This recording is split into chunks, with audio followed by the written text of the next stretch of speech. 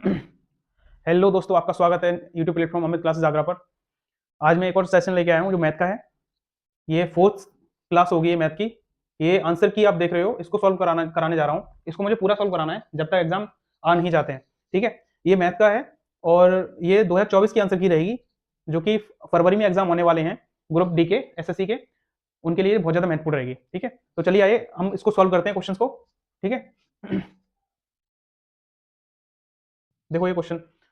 50,000 रुपए का मूलधन 8 वर्षों के लिए साधारण ब्याज पर निवेश किया गया है। यदि वार्षिक ब्याज दर 12% है तो 8% बाद धनराशि कितनी होगी। मतलब ये क्या दे रखा है, मूलधन दे रखा है। ठीक है, प्रिंसिपल कितना दे रखा है, 50,000। ठीक है, वो 8 वर्षों के लिए साधारण ब्याज पर निवेश किया जाता है और रेट कितना है, 12%। ठीक है, ये जो मूलधन है वो कितने, 100 की वैल्यू है ना, क्योंकि मूलधन है, मूलधन हमेशा 100 रहता है। ठीक है, और पूछ क्या रहा है वो, ऐसा ही बराबर क्या है, आर टी। ठीक है, और आर टी कितना है, 96, 96। ठीक है, लेकिन हमेशा ये ध्यान रखना, अगर मूलधन अगर आपका 100 है और ब्याज आपका 96 आ रहा है तो मिश्र धन कितना हो जाएगा, 100 प्लस 96 यानी कि 196 हो जाएगा।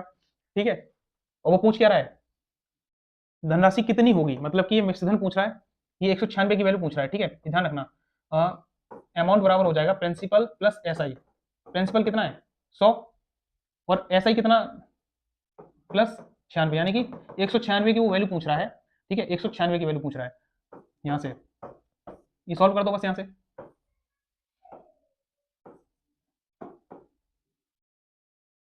देखो, एक मिनट, इसको अगर आप सॉल्व करोगे, 5 ने 45 और 3 48, 5 एकम 5 और 4 9, और ये 2 जीरो।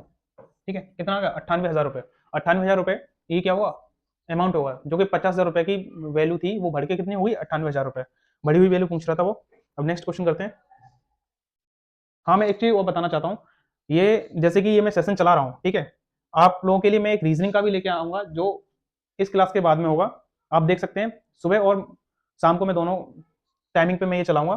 ठीक है, नेक्स्ट क्वेश्चन करते हैं आगे। ये क्वेश्चन देखो, दो संख्याओं का अनुपात 5:6 है। यदि उनका गुणनफल 1920 है तो दोनों संख्याओं का योग, तो दोनों संख्याओं का योग क्या होगा। ठीक है, अब इनका गुणनफल कितना दे रखा है, 1920। 5x गुणा 6x, 5x गुणा 5x गुणा 6x बराबर 1920, यानी कि 30x² बराबर 1920।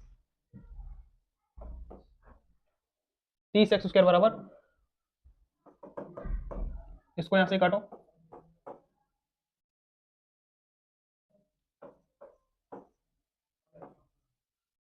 ठीक है, x² बराबर कितना है, 64, और x की वैल्यू यहां से कितनी आ जाएगी, 8। ठीक है, अब ये क्या कह रहा था कि जो संख्याएं थी, संख्या आपके पास कौन सी है, एक संख्या थी 5x और एक संख्या थी 6x। ठीक है, 5x की वैल्यू, इन दोनों संख्याओं का क्या पूछ रहा है, योग पूछ रहा है।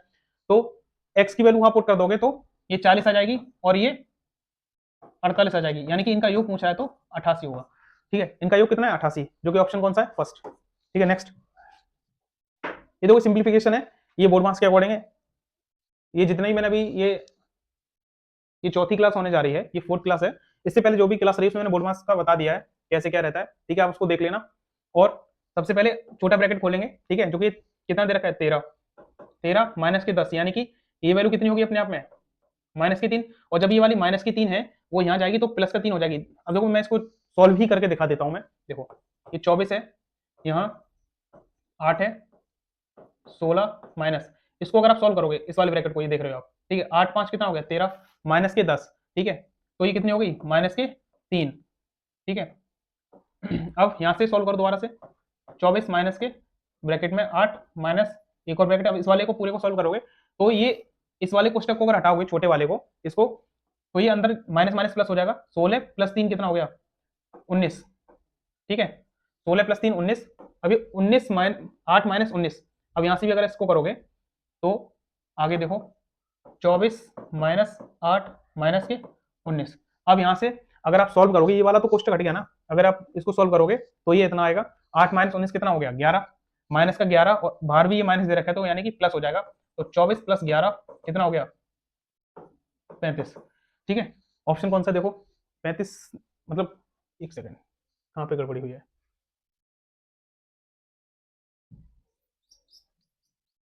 इसको हटा के दोबारा से कर देना, ठीक है सर। मैं अभी आ रहा हूँ। ठीक है, okay okay okay okay okay. अगर तुम्हें देरी हो तो तुम भी बुला लेना। ठीक है, देरी तो नहीं होगी। ये देखिए फोर्थ क्वेश्चन देखेंगे इसको, ये बोर्ड मार्क्स के अकॉर्डिंग है, ठीक है। यहाँ से पहले छोटे क्वेश्चन को एक सॉल्व करो इसको। ये कितना हो गया, 8 5 13 हो गया, 13 माइनस का 10, मतलब माइनस के 13 और ये 10, इनको सॉल्व करोगे तो माइनस का 3 और ये जो माइनस लग रखा है ये कितना हो जाएगा, माइनस माइनस प्लस, 4 3 कितना हो गया 9, ठीक है। कितना हो गया 9 हो गया। जब ये 9 हो गया, 9 माइनस के 8, अब ये वाला 8 आएगा तो 1, ठीक है। अब देखो मैं इसको सॉल्व कर देता हूँ दोबारा से, अच्छे से सॉल्व करता हूँ इसको, देखो जो आपके समझ में आएगा।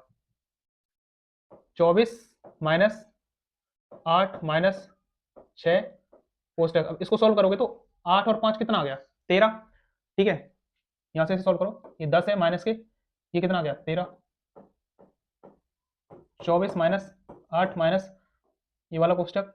अब इसको सॉल्व करो, यहाँ से माइनस का 3 आएगा ना, जब माइनस का 3 बचेगा, माइनस और माइनस प्लस यानी कि कितना हो जाएगा 9, ठीक है। ठीक है, 9 हो जाएगा ये। अब इसको सॉल्व करो आगे, 24 माइनस, ठीक है, 8 में से ये जब 9 इसको सब्ट्रैक्ट करोगे, ठीक है, तो कितना आएगा, माइनस का 1 आएगा ना, क्योंकि माइनस की वैल्यू क्या है, बड़ी हो जाएगी यहाँ पे 9।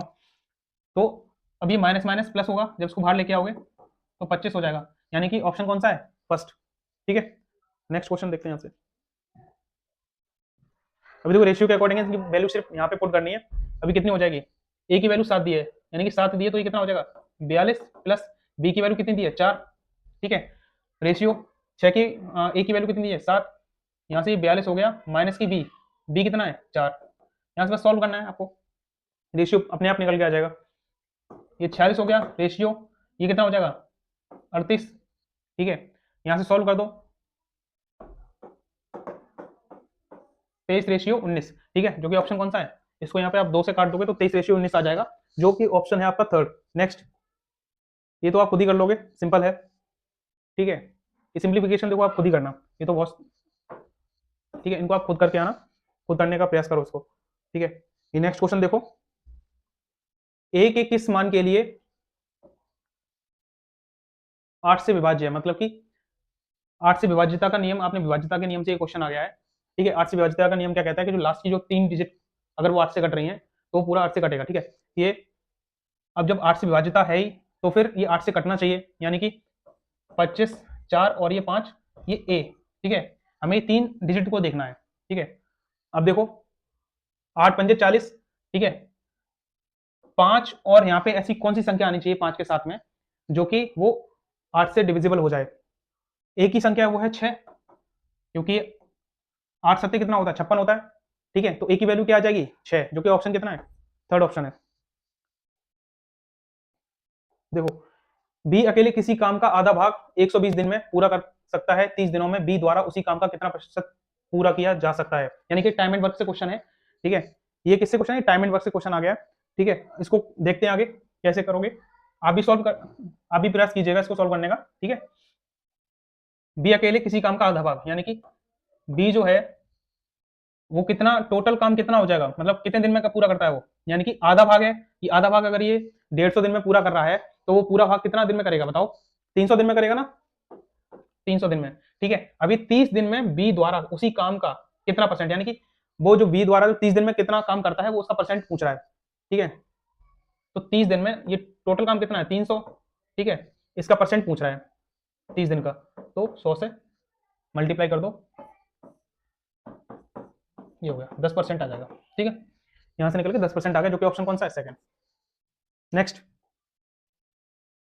देखो एक और आ गया, ये टाइम एंड वर्क से, एक किसी काम का 4/5 भाग 10 दिन में पूरा कर सकता है, एक किसी काम का 4/5 भाग 10 दिन में पूरा कर सकता है, यानी कि कितने दिन में काम करता है वो 50/4, ठीक है, ये काम है।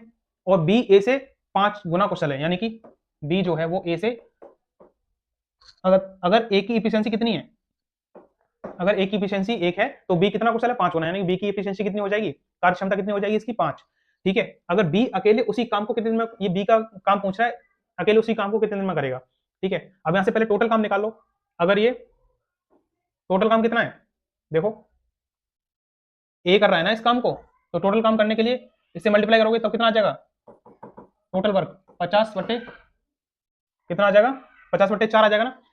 और वो पूछ किस रहा है बी अकेले उसी काम को कितने दिन में करेगा, यानी कि बी कितने दिन में करेगा, बी की एफिशिएंसी 5 है, ये ऊपर चला जाएगा तो 50 कितना आ गया 20, बताओ 50/20 आ गया, यानी कि ये 2.5 दिन में पूरा करेगा। ऑप्शन कौन सा है सेकंड, कितने दिन में पूरा करेगा 2.5 दिन में। नेक्स्ट, ये एवरेज से आप खुद कर सकते हो इसको, देखो ठीक है आप कर लेना इसको। नेक्स्ट करते हैं, ये क्वेश्चन आप खुद करके लेके आएंगे। 11, एक मेज का विक्रय मूल्य 7,686 रुपए है, यदि लाभ प्रतिशत 22% है तो मेज का क्रय मूल्य कितना होगा। देखो ये क्या कह रहा है, विक्रय मूल्य है और विक्रय मूल्य पे लाभ जो हो रहा है वो कितना 22% का हो रहा है, यानी कि ये 122% की वैल्यू दे रखी है ना। ये जो 7,686 जो वैल्यू है वो 122% की वैल्यू दे रखी है, 7,686 122% की वैल्यू दे रखी है। तो मेज का क्रय मूल्य मतलब 100% अपने आप में, ठीक है 100 की वैल्यू पूछ रहा है वो, ठीक है। तो इसको यहां से सॉल्व कर लो, ये भी हो जाएगा यहाँ सॉल्व, ठीक है। इसको काटो,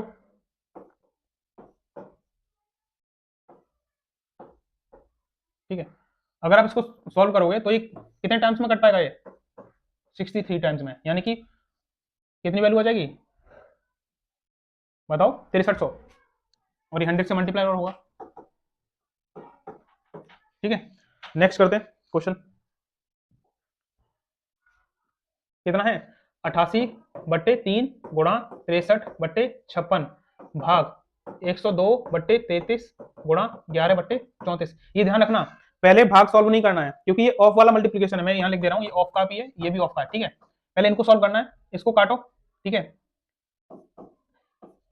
इससे ये 11 बार कट गया, ठीक, और ये 3 से कट गया, कितना हो गया है 33 भाग, इसको ये 3 से काट दो यहाँ से, इसको 34 से 34 से कट गया भाग 1, यानी कि 33/1 बराबर 33, जो कि ऑप्शन कौन सा है चौथा, ठीक है।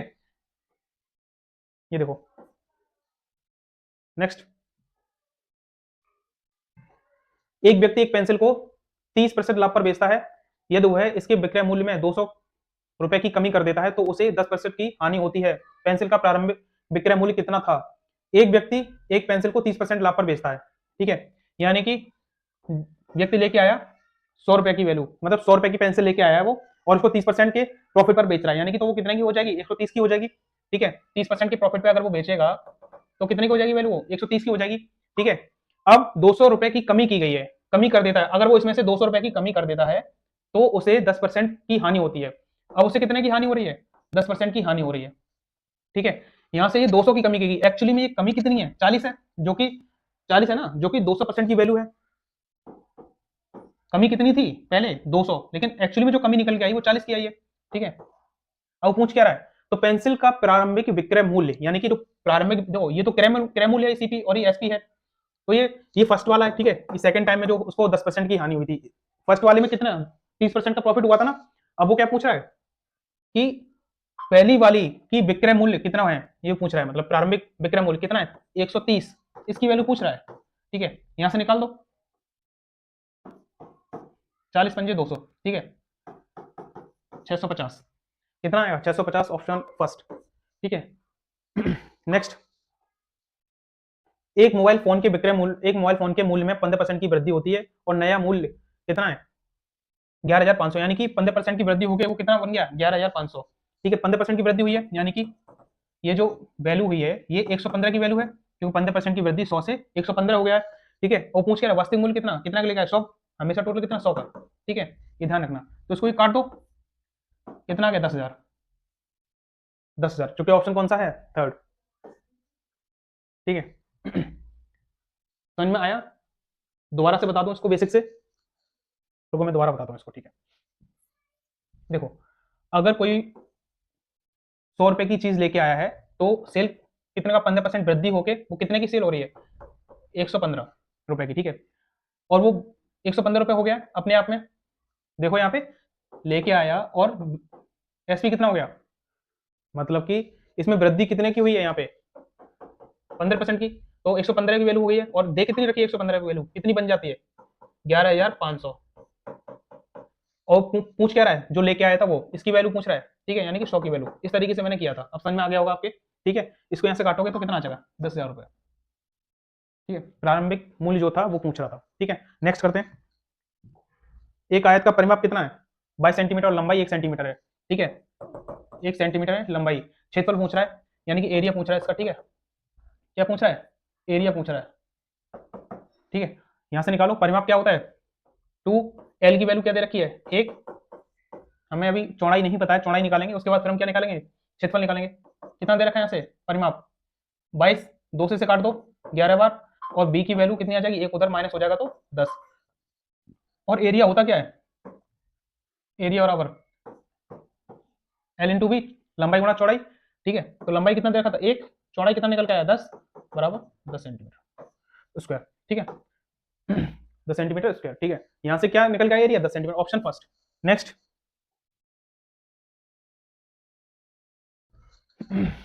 40% की वार्षिक दर पर ऋण पर दी गई एक निश्चित धनराशि पर 1 वर्ष के लिए चक्रवृद्धि ब्याज, वो भी अर्धवार्षिक चक्रवृद्धि ब्याज, ठीक है, और 1 वर्ष के लिए साधारण ब्याज के बीच का अंतर। देखो CI माइनस SI कितना दे रखा है, 360 दे रखा है, ठीक है।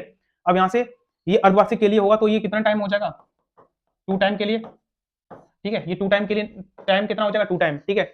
2 साल के लिए हो जाएगा क्योंकि छमाही के लिए दे रखा है तो, और ये वृद्धि कितनी हो जाएगी 20%, ठीक है। अब यहाँ से अगर CI निकालोगे 2 साल का, अब 2 साल का CI लगेगा ना एक तरीके से 6 महीने का 2 बार, तो फिर 20%, पहली साल का तो सेम लगता है, अगली साल का भी ये, फिर उसमें जो दूसरी साल का निकालोगे वो पहली वाली साल का, यहाँ से चक्र CI ब्याज पर भी ब्याज लगता है ना CI के लिए, तो कितना निकल के आया 4। अभी टोटल कितना हो गया 44, CI कितना है 44। अब ऐसा ही बराबर मैंने आपको बताया था RT होता है, ठीक है। रेट कितना दे रखा है 40, और 1 वर्ष के लिए, ठीक है। तो 1 वर्ष के लिए 40 गुणा 1 मतलब 40, ऐसा ही कितना हो गया 40। इन दोनों का डिफरेंस कितना है 4, और यही डिफरेंस कितना दे रखा है 360, 360 की वैल्यू 4, और पूछ कितने की रहा है, ये मूलधन पूछ रहा है, यानी कि धनराशि पूछ रहा है, देखो धनराशि पूछ रहा है, इसे काट दो 4 36, यानी कि 9,000 रुपए, ठीक है। कितना आ गया 9,000 रुपए आ गया, ठीक है। नेक्स्ट क्वेश्चन करते हैं। 25% और 10% की क्रमिक छूट के समतुल्य एकल छूट ज्ञात कीजिए। इसमें सक्सेसिव लगा दो, ये दोनों छूट दे रहा है, यानी कि 25% माइनस के 10% और माइनस प्लस 25 गुणा 10/100, ये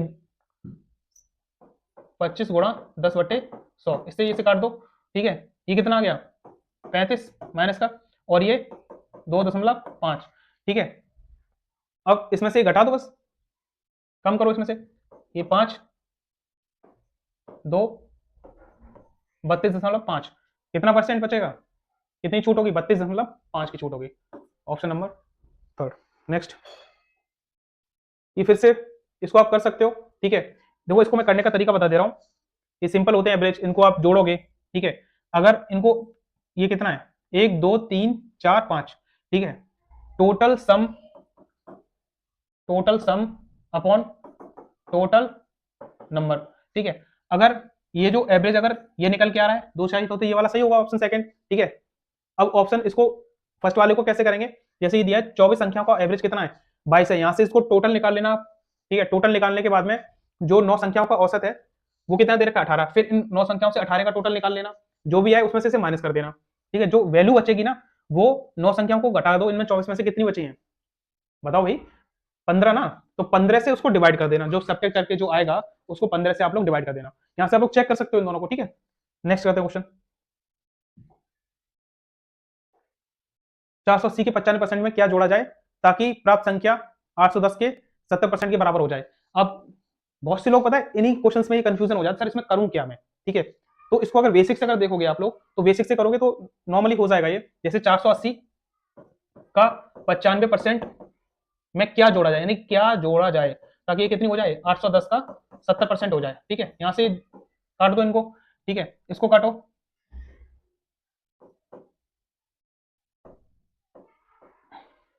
इसको काटो, काटो इसको, ये 24 बार। अब 24 का गुणा 19 में करोगे तो कितना आएगा 456 यहां पे आ गया, प्लस एक्स बराबर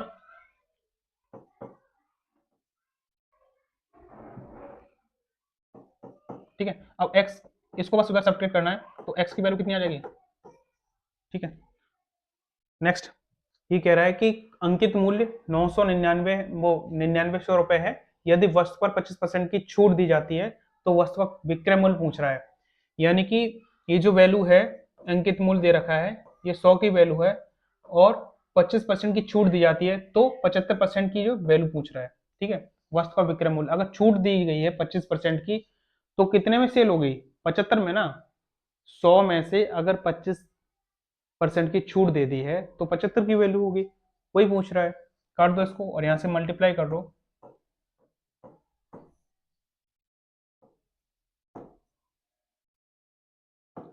उनचास,